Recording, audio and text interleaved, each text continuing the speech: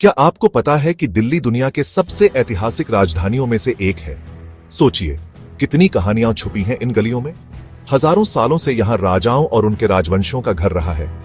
क्या आपने कभी सोचा है कितने राज यहां बस चुके हैं? महाभारत के समय से लेकर सम्राट अशोक तक, और फिर शक्तिशाली मुगलों तक, अंग्रेजों तक, और आखिर में हमारे अपने भारतीय सरकार तक, दिल्ली ने सब कुछ देखा है। कहते हैं दिल्ली का नाम राजा ढिल्लू के नाम पर पड़ा था, जिन्होंने 50 ईसा पूर्व में यहां शहर बसाया था और अपने नाम पर इस शहर को दिल्ली कहा। उससे पहले इसे इंद्रप्रस्थ कहा जाता था, जो पांडवों की राजधानी थी। क्या आपको महाभारत की कहानी याद है? 8वीं से 12वीं सदी तक दिल्ली तोमर राजाओं के अधीन चमकने लगी। फिर पृथ्वीराज चौहान आए, जिन्होंने किला राय पिथौरा से राज किया।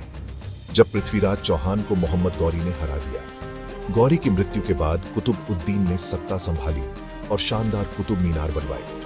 अगले 300 सालों में दिल्ली पर तुर्क, अफगान और लोदी वंशों ने राज किया, और हर किसी ने यहाँ किले और बस्तियां छोड़ी, जो आज दिल्ली के 7 ऐतिहासिक शहरों के रूप में जानी जाती है।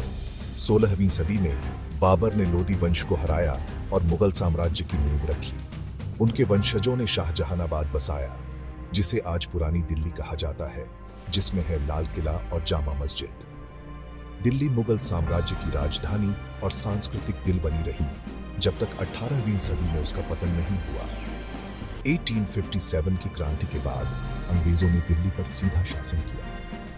1911 में राजधानी को कलकत्ता से नई दिल्ली शिफ्ट किया गया, जिसे एडविन लुटियंस ने डिजाइन किया था। दिल्ली भारत के राष्ट्रवादी आंदोलनों का केंद्र बन गई। बंटवारे के बाद दिल्ली में शरणार्थियों की बाढ़ आ गई और जनसंख्या में जबरदस्त बदलाव आया। 1956 में इसे केंद्र शासित प्रदेश घोषित किया गया और 1991 में यह राष्ट्रीय राजधानी क्षेत्र बन गया और अपनी खुद की विधानसभा में। आज दिल्ली भारत की राजनीतिक राजधानी है और एक बड़ा सांस्कृतिक, शैक्षिक और